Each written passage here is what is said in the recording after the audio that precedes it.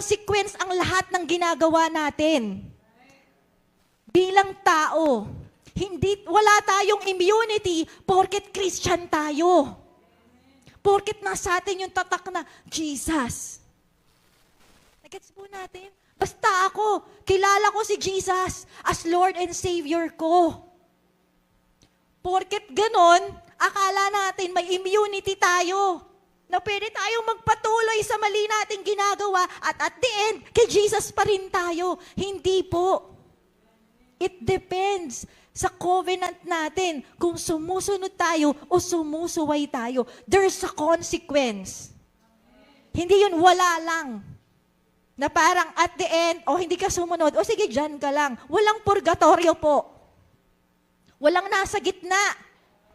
Heaven and hell lang. Kung hindi, hindi mamamatay si Jesus Christ.